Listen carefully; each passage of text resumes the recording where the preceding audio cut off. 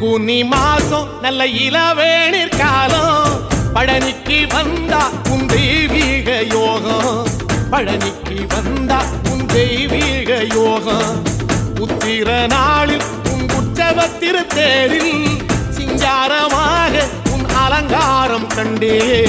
அலங்காரம் காண நான் ஆனந்தமானே கைலாசன் மகராசா உன் வாசல் வந்தேனே குளிரான பன்னீரால் அபிஷேகம் கண்டேனே